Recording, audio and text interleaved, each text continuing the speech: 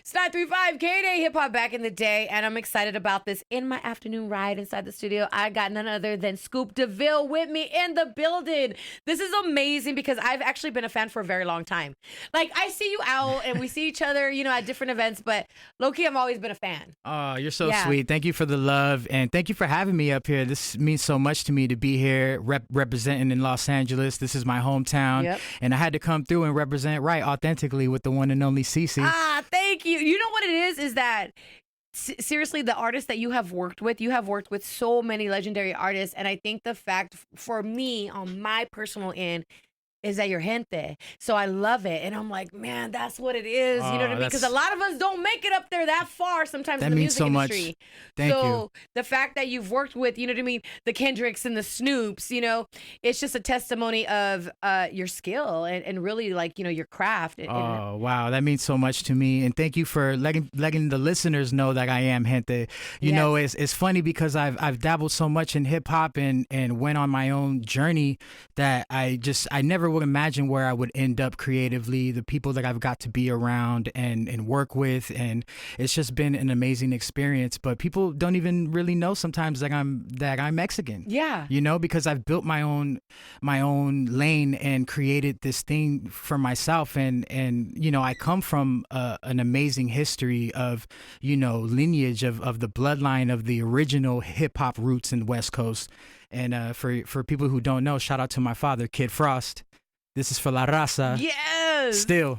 It's always going to be like that. What's so crazy is that people will always ask me, like, what's the first, CD you've ever bought, And I'm like, well, I'm going to take it back. My first cassette that I bought was Kid Frost. This is for La Raza. And I remember we were in Tijuana, and, they were out there in the corner. They'd be selling, like, the tapes. I went and I bought it. I had my own money. I bought it, and I remember putting it, and that was the first cassette that I ever bought with my own money was your dad's. Really? Yeah, I promise you. On that's everything crazy. I love. Wow. Was Kid Frost.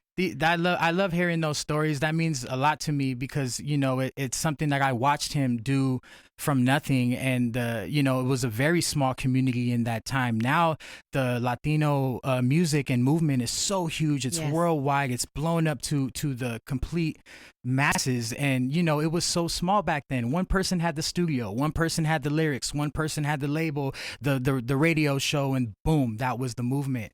So to see the groundwork and everything that he's built, it still amazes me, and he's still pushing, still creating music, still touring, and it's just so inspiring to see a man at 60 pushing like that, like a young man, like how we're pushing today. But you know what's more inspiring is seeing your dad get on stage and watching the audience and how much they love him. Like, people fucking love your dad.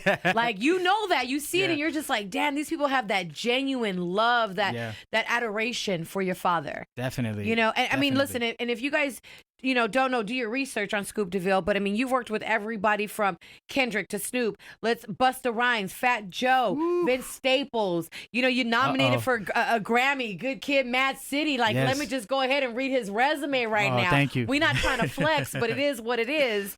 But being a part of that and with your dad, like, did you ever, I know you learned a lot from him, but did you ever feel the pressures of being the son of Kid Frost? Absolutely. I would feel the pressure of having to really be good. But at that moment, I was just a kid. We were watching all of these greats do their thing. So imagine being, like how we all were growing up, watching MTV and looking up to everybody doing these things, being in the studio with Tony G and watching them create beats and do these things from the ground up. And then these records turn into huge records.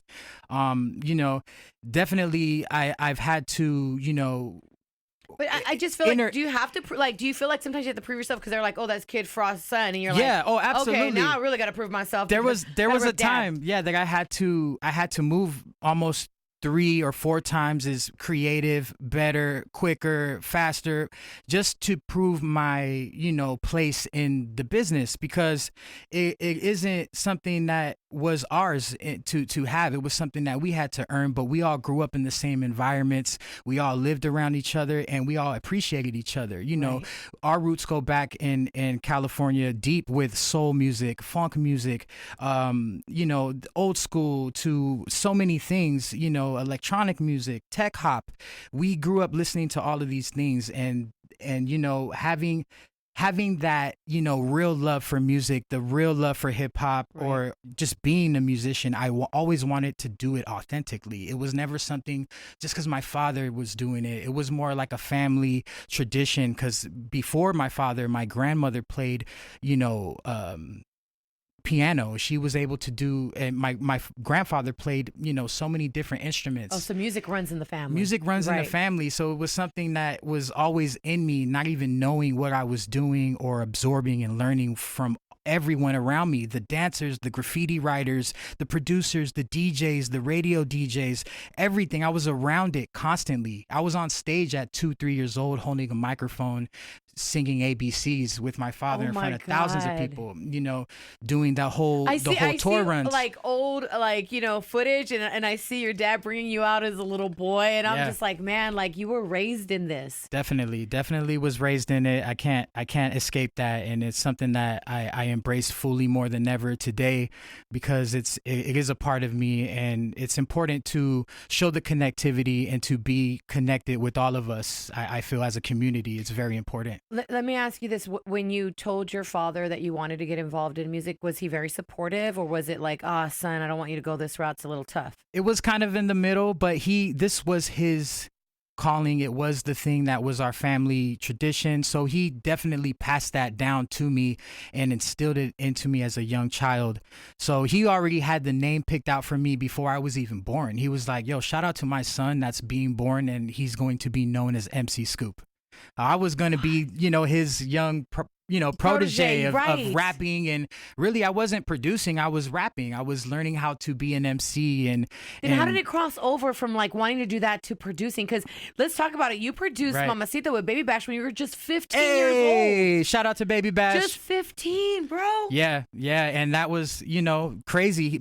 Shout out to BabyBash, who was the guy who was believing in me from the jump, bought me my first like very expensive professional keyboard. I remember we went into Guitar Center when Bash had his thing going at the moment. We walked into Guitar Center, and dude like dropped $4,000 cash and bought me like a crazy huge Triton keyboard, like the keyboard that the Neptunes be using. So I was like, you know what? This is crazy. I just gave, at that moment, I knew what I wanted to do. I was already experimenting with computers and learning how to, you know, mess with beat machines and all that since an early age. But once I got my hands on the computers and learning how to, you know, really program music and make music for my father and friends and all of this stuff, it just turned into me doing this now. Oh my God. So 15 years old, you're with BabyBash.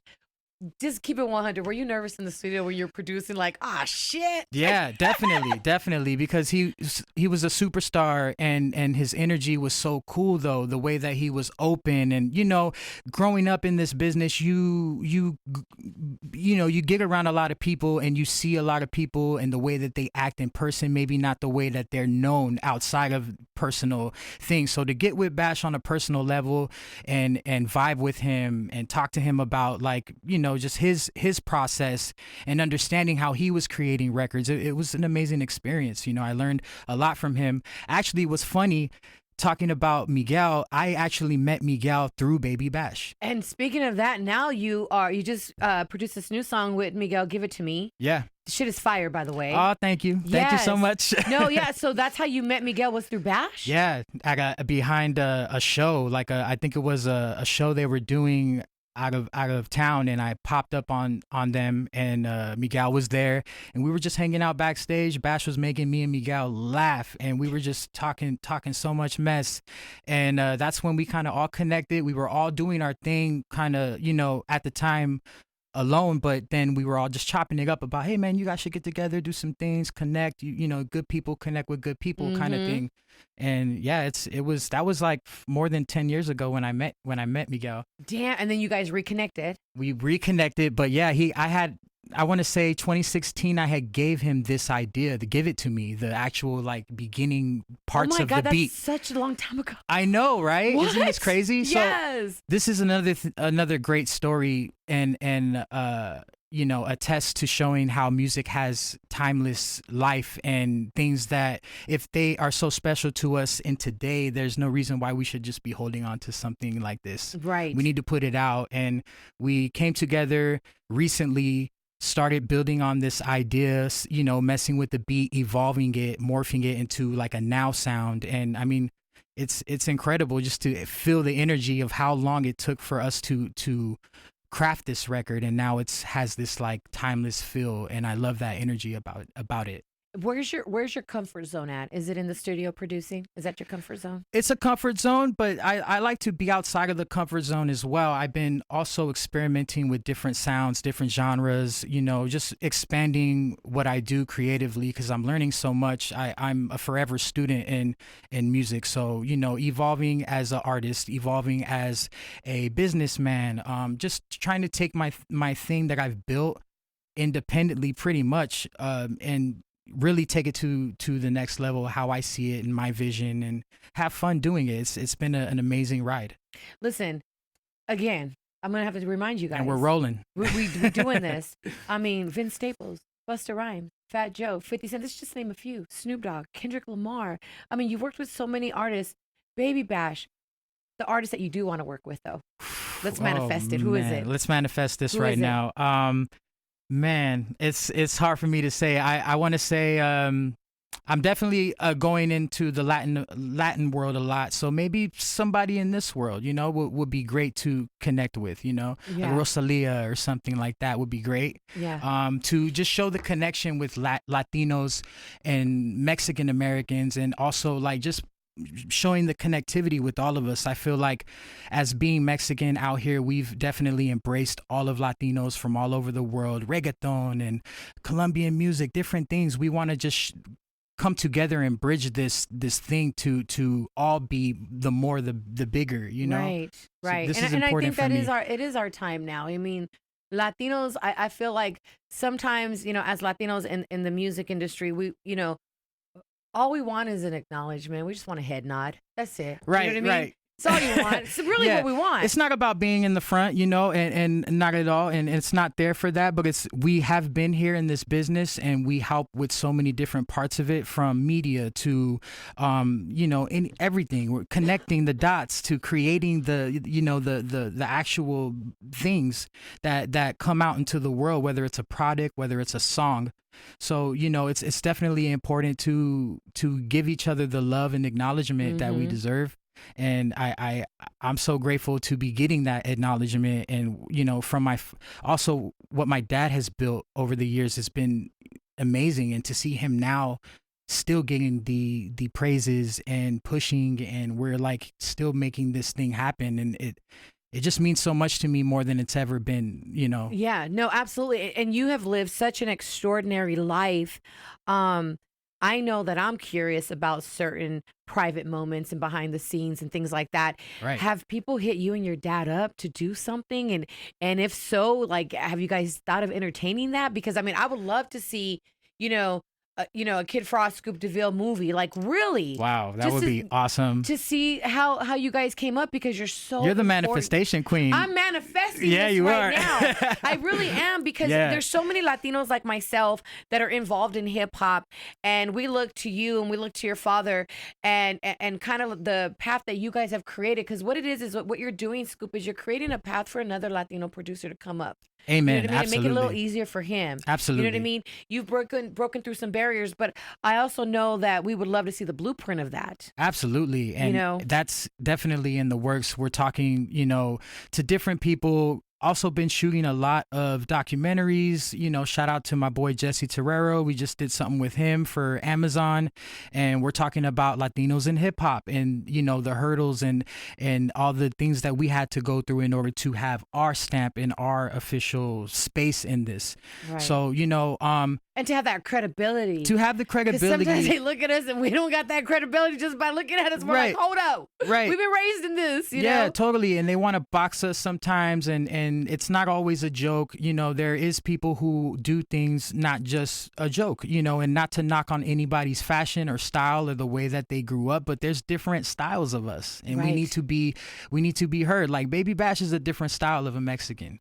Scoop, me, I'm a different style. I want to say, like, my father, he's different. You know, everyone has their own right, and nothing's wrong or right. It's all it all matters, you know, and it's important that we all kind of just come together and show what we're capable of doing. And you know, it's important that we come together. I want to break that stigma, whatever that is, whatever people think or assume, that we don't connect with our own race or want to do something to evolve our people on a bigger level. Like that is being broken right now as we speak. Any Latino artists that you're working with right now? Absolutely. I'm working right now with an amazing rapper named Asesino. He's a battle rapper from Mexico, really humongous presence out there in Latin America. And just, you know, we've been putting together his album top to bottom. A good friend of mine, Hector de Grenchi, me and him are working on the album. And it's fantastic. It's going to be an amazing thing. We're doing the whole thing top to bottom. Oh my goodness. Yeah.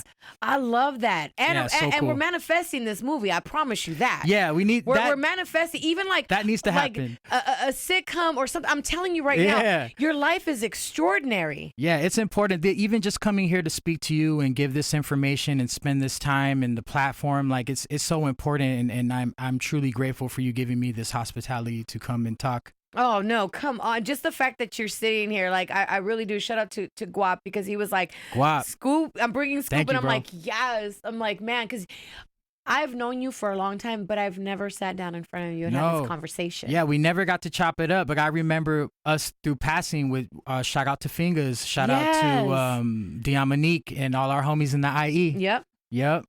Fingers on the track, Diamonique. I mean, just so many people, and it's crazy. I love seeing you win, bro. Like, I love seeing it. You know what I mean? Because I'm grateful. Thank you so much. What you don't understand is you are a symbol for us. So when you're winning, we're winning. Amen. Absolutely. You know, and I take pride in that. Just you telling me that gives me the motivation and the inspiration to keep pushing. Like those things are the things that we do it for. You know, to have a voice and to lead our people in the correct way, the authentic way. I would never want to mislead anybody or give them a wrong, you know, misrepresentation of music, or how, you know, this isn't an overnight thing. Yes, we have technology where we can put something out right now in an hour. I can make something and throw it out there, but I love spending time on things. I love things being sacred, special, and music is very special. I want it to be exciting and you know, surprises. You just answered my next question, because I was how do you think producing music has evolved? But you're saying like you'd love to take your time still. Yes, absolutely. I love taking my time and slow cooking things, because you just, you know, you never know. It's great to live with something like if it was already living in a space.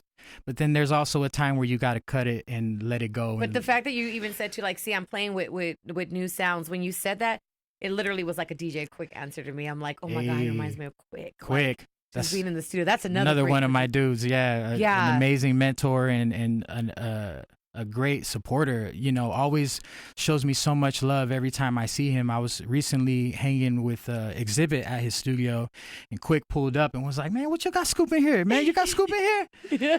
He was so excited, and Sugar Free was in there. That, you know, they're cooking up some things, and we're cooking up also with Exhibit as well. So it's crazy though, you know, just to get that love. I would never would have thought that, you know. It's almost like unreal to me to get that praise. You're really humble.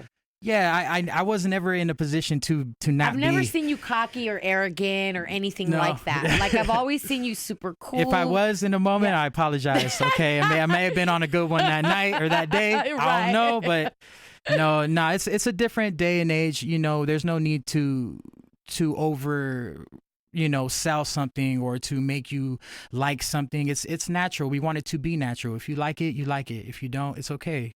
You know, there's something for everybody out there, and I love this about music, is that, there's no right or wrong way to the process. Right. It's just about creativity, and really music is a feeling. It's a feeling. You know what I mean? It's life. Bottom line, it's a feeling. It's about creativity. Let me ask you this. We are celebrating. So hip hop is celebrating their 50th year this year, but we're celebrating our 40th. Now, KDAY is the first hip hop station in the world.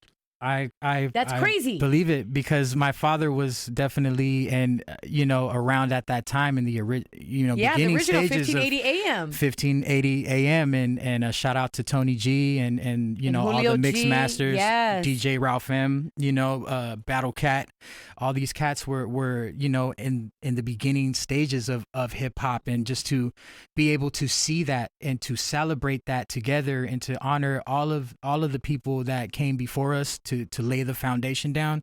I'm grateful to witness this in 2023. That's what it is. Such a blessing. And really quick, man, I'm just going to go ahead and shout out because we love him. Fool's Gone Wild. This fool. Tell us that funny happened. Story. Yes. Wow. Tell us the story. We got to he's about to tell us the Fool's Gone Wild story. Yeah. Hold on. All right, here we go. Okay, so check this out. Fool's Gone Wild. Shout out to my dudes. They always supported and showed me love. One day I was just messing around with my buddy, and we were messing around with some videos, and this was a while ago. This was like Vine days. We took the clip of the kid talking about, oh man, this fool, you won't, I forgot what it is, or you're not down, fool, this fool. I took that and I heard like a rhythm to it. I'm like, oh, let's put a beat on that and just like make something funny for like something for the internet. Shot it to those dudes, and they were like, yo, this is crazy. Literally, I woke up to like a music video and a full song. They took a 20-second thing that I did and like looped it and made a song out of it. And I was like, wow, this is crazy. And then like to see it blow up like that for them, it went viral like crazy on TikTok, crazy, millions of people posting it, all the kids posting it. Dancing it was like to it. I was like, dude, this is insane. Like, you know what I mean? Like, this is just a joke. Like, to see it. But isn't it crazy how it went viral? Yeah, it's a crazy day and age. That's how music is being received though too as well. Like, things are blowing up just being viral like that. Right. So just to see that whole thing come together, it was random but funny, But I would love a little more like acknowledgement from these platforms like Fool's Gone Wild as well, just because it's important. They are also a huge platform for the community. Mm-hmm. So also showing other sides of it, not just comedic sides and funny things, but also showing authentic things of people having the accolades or like people doing positive things, Chicanos, Mexicans striving in the real world to make it mass accepted, Yes. It's an important thing. I think it's that we all kind of just share each other's, platforms and really push. And there's enough, like I always say, there's more than enough on the table to eat. Like everybody can come sit at the table. Yeah. And it's dope. I want people to come sit with me, come in the studio, come vibe with me and get to know me on a deeper level. It's important to don't say that, because I'll get some listeners and we'll go sit with you. Hey, don't say that, right, no, KDAY Nation? That's something that needs to happen. I would love that. I would love to do that. Yeah, we do like a listening session and show the process, build, and like that would be amazing. Like, oh my God! Imagine if this we is got the manifestation show. That's what I'm saying. Imagine we got a few like Latino artists out there that got to sit with Scoop DeVille. Yeah. What? Yeah, love that. They would be in awe. This would, because you know what? Some of those kids, they'll probably never have those opportunities. Yeah. So the fact that we can create something like that. Let's create that opportunity. I love we're manifesting it. I'm telling you right now. We're for the people. I'm with that. I want to show more of this connectivity, building with the youth, and showing that it is a possibility for you to break a barrier down, to break a door down, and to do it in a way that is authentic. Oh, you don't have to front. You do it the right way. I love it. I love it. Scoop, thank you so much for stopping by. This is your home, born and raised. Thank you so much for having me. I appreciate you. KDAY loves you. KDAY Nation loves you. LA loves you. And somehow you have still stayed humble through all of the craziness. Thank you. Well, it's life. You got to understand that we are all human beings, and not everybody is a superman, a superwoman. We all have our days, and it's beautiful. No matter what you're doing in life, if you're living and you're happy, like keep going and keep being you. Before you leave, somebody out there that is producing, that probably is putting a studio together in their garage, in the back of their house, and they're trying. Any words of encouragement, because those days get tough sometimes when you don't know if this is the right thing you're doing, or it's hard. Any encouragement for those young producers out there? Absolutely. There's, it's not about the wand, it's about the magician. And the reason why I say this is because you can have all the amazing equipment in the world. You can have a full-fledged studio, hundreds of thousands of dollars of equipment, but if you're not creative, if you're not taking the time to be creative, or to learn the process, or to even just have the patience to put that time into your creativity, that's the most important thing, is to just use what you have. Don't worry about what you don't have. If you have what you have, make it work. I started with just a computer and samples and a dusty, turntable, and I had none of the proper things that plugged in right, but that's how I made BabyBash's Mamacita, off a computer that my dad bought me for Christmas, and I was in my room.